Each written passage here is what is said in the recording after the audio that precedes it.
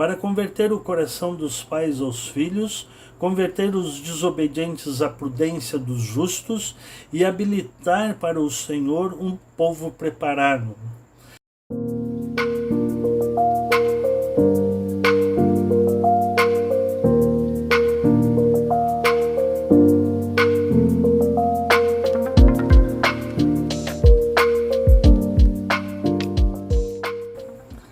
Sejam muito bem-vindos ao nosso canal Palavra e Essência. Nosso objetivo aqui é expor a Bíblia Sagrada, a Palavra de Deus, de modo que fique clara para os nossos ouvintes e que eles possam colocar em prática na sua vida espiritual. Vamos começar hoje uma nova série de estudos no Evangelho de Lucas. Antes disso, deixe-me dizer que se você não é inscrito no canal, por favor, se inscreva. Utilize dos 3 Cs, clique, comente e compartilhe nas suas redes sociais. Clique no joinha, isso é muito importante para a divulgação do canal, que você possa deixar lá o seu like, como dizem hoje. E confirme também um comentário e compartilhe nas suas redes sociais. Como eu estava dizendo, vamos começar hoje uma nova série no Evangelho de Lucas e hoje vamos ler o capítulo 1 do versículo 1 até o versículo 25 e vamos fazer alguns comentários esclarecedores. Evangelho de Lucas é o terceiro evangelho, Mateus, Marcos, Lucas e João é o quarto, embora esse seja o terceiro evangelho canônico, evangelho que foi para a lista dos livros divinamente inspirados. Mas existem dezenas, talvez até centenas de outros evangelhos que foram escritos por outras pessoas que não foram incluídos na Bíblia Sagrada, no chamado cânon da vida sagrada. Vamos a Lucas. Lucas, capítulo 1, versículo 1 até o 25. Visto que muitos já empreenderam uma narração coordenada dos fatos que entre nós se realizaram, conforme nos transmitiram os que desde o princípio foram deles testemunhas oculares e ministros da palavra, igualmente a mim pareceu bem, depois de cuidadosa investigação de tudo desde a sua origem, dar-lhe por escrito, excelentíssimo Teófilo, uma exposição em ordem, para que você tenha plena certeza das verdades em que foi instruído. Nos dias de Herodes, rei da Judéia, houve um sacerdote chamado Zacarias, do turno de Abias.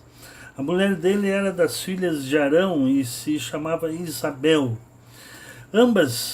Ambos eram justos diante de Deus, vivendo de forma irrepreensível em todos os preceitos e mandamentos do Senhor. Eles não tinham filhos, porque Isabel era estéril e os dois já tinham idade avançada. E aconteceu que, enquanto Zacarias exercia o sacerdócio diante de Deus, na ordem do seu turno, coube-lhe por sorteio, segundo o costume sacerdotal, entrar no santuário do Senhor para queimar o incenso. Durante esse tempo, toda a multidão do povo permanecia na parte de fora, fazendo orações. E eis que apareceu a Zacarias, um anjo do Senhor, em pé à direita do altar do incenso. Ao vê-lo, Zacarias ficou assustado e o temor se apoderou dele. O anjo, porém, lhe disse: Não tenha medo, Zacarias, porque a sua oração foi ouvida. Isabel, sua esposa, dará à luz um filho, a quem você chamará de João. Você ficará alegre e feliz, e muitos ficarão contentes com o nascimento dele, pois ele será grande diante do Senhor. Não beberá vinho nem bebida forte, e será cheio do Espírito Santo desde o ventre materno.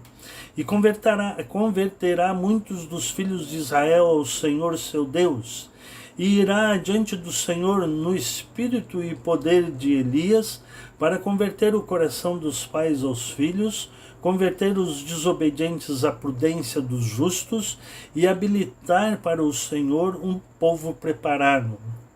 Então Zacarias perguntou ao anjo: como terei certeza disso?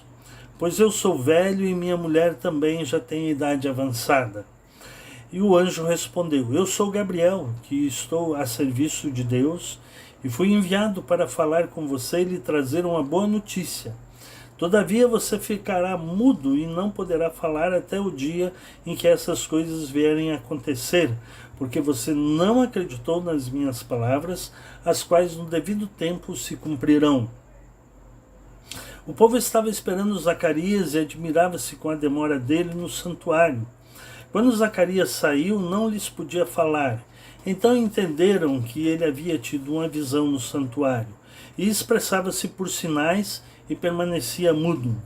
Aconteceu que, terminados os dias do seu ministério, Zacarias voltou para casa.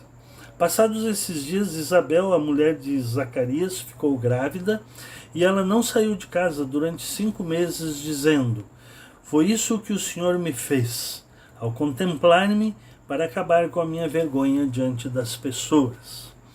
Evangelho de Lucas, esses são os 2 primeiros grandes parágrafos.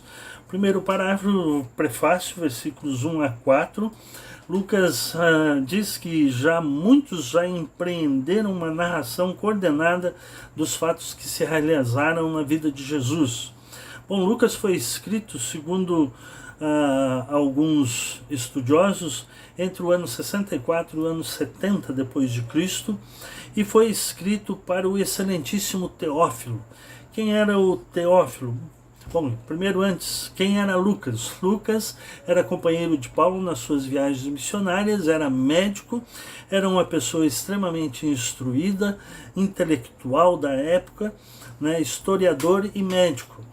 Tanto que para escrever o seu evangelho ele empreendeu uma cuidadosa investigação de tudo desde a sua origem, para dar-lhe por escrito, né, uma exposição em ordem, para que você tenha plena certeza das verdades e que foi instruído.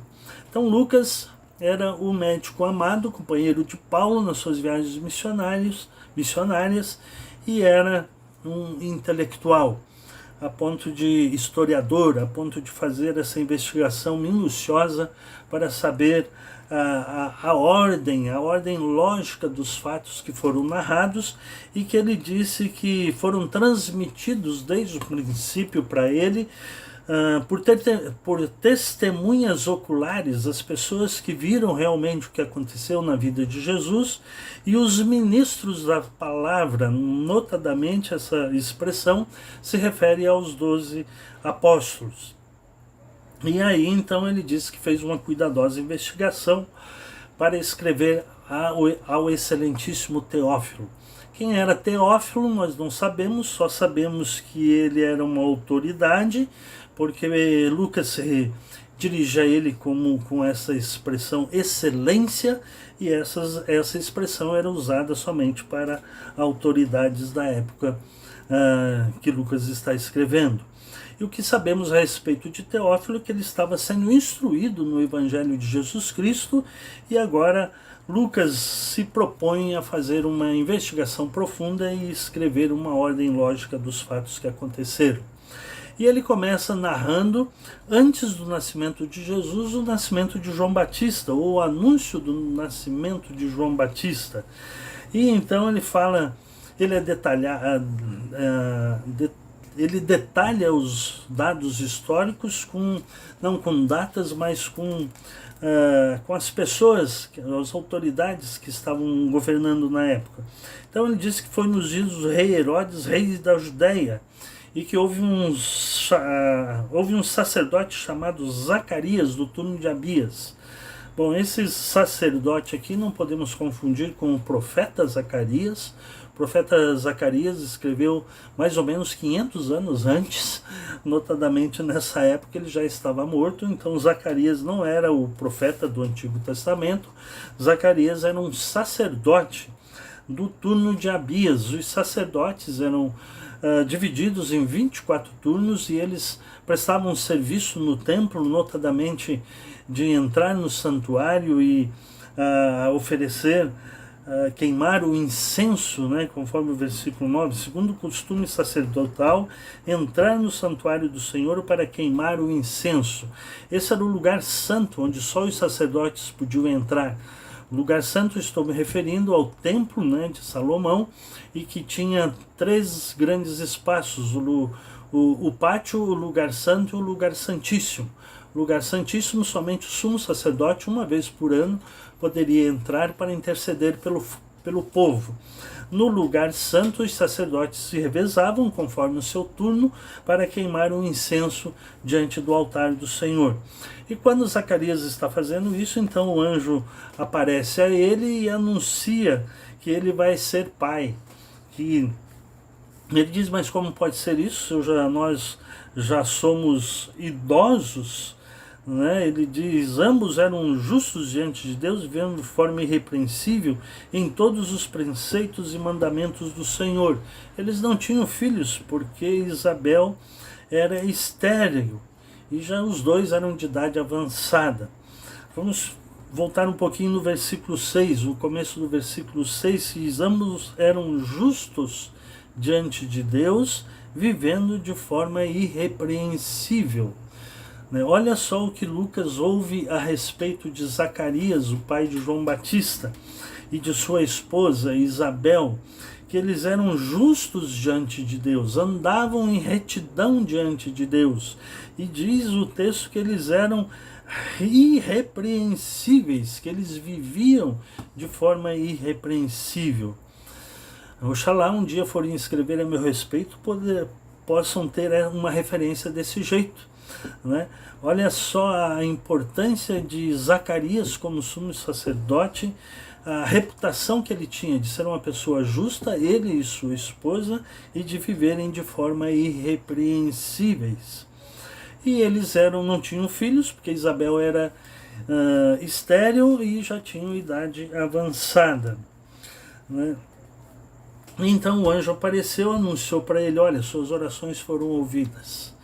As orações ouvidas aqui, nós podemos entender que o sacerdote fazia orações, notadamente, isso é uma dedução, o texto não diz que ele orava pela remissão de Israel, desculpa a falha, enfim, para que Israel fosse, né, liberto dos seus pecados e do jugo do jugo opressor do Império Romano que estava, mas notadamente ele diz que as suas orações foram ouvidas e em seguida ele emenda, Isabel, sua esposa, dará à luz um filho. Então certamente essa oração ouvida é a oração a respeito do desejo que ele e sua esposa tinham de terem um filho. Então ele disse, sua esposa dará à luz um filho a quem você dará o nome de João. Você ficará alegre e feliz, e muitas pessoas se alegrarão com o nascimento dele. E daí o anjo dá uma descrição de como João Batista será. Ele diz que, versículo 15, pois ele será grande diante do Senhor. Será um servo que será grande diante do Senhor, um profeta, e será grande. E daí ele faz uma referência às pessoas que eram consagradas a Deus, como nazireus. Lá no Velho Testamento tem a descrição das características e das qualidades e do que podia e não podia fazer um nazireu. Nazireu era aquela pessoa que era dedicada ao Senhor, e notadamente dedicada por seus pais antes de nascer, às vezes até depois mesmo, mas faziam um voto de se dedicar ao Senhor. E essas pessoas não podiam beber vinho nem bebida forte e outras referências mais. Sansão era nazireu, e a referência a Sansão é em relação aos seus cabelos, que não podiam ser cortados. Todos os nazireus não podiam cortar os seus cabelos. Aqui não faz nenhuma referência aos cabelos de João Batista, só fala de beber vinho e bebida forte. Aliás, os nazireus não podiam nem chupar uvas, nem o suco de uva, nada que fosse resultado do fruto da videira, eles não podiam tocar. Mas a referência aqui é que não podia beber vinho nem bebida forte, então entende-se que ele seria consagrado ao Senhor, mas não necessariamente um nazireu. Ou pode ser que ele fosse um nazireu também, mas que o texto não faz referência às outras características do nazireado. Outra característica de João Batista é que diz o texto que o anjo informa para Zacarias é que ele será cheio do Espírito Santo desde o ventre materno.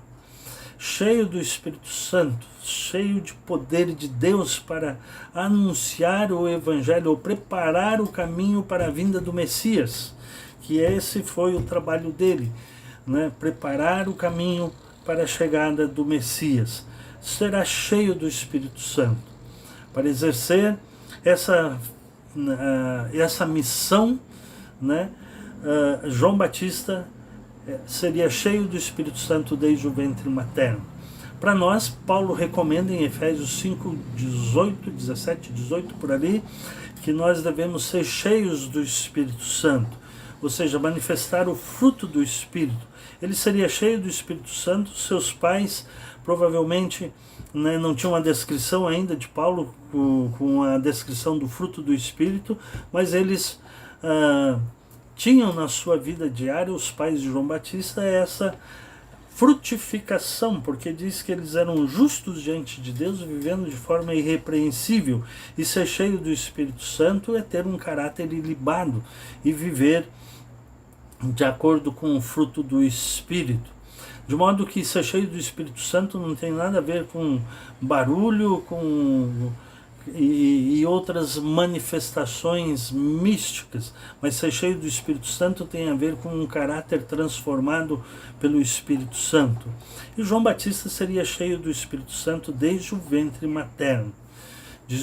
O anjo anuncia que ele converterá muitos dos filhos de Israel ao Senhor, seu Deus. Ele irá adiante do Senhor no espírito e no poder do Elias para converter o coração dos pais aos filhos, converter os desobedientes à prudência dos justos e habilitar para o Senhor um povo preparado.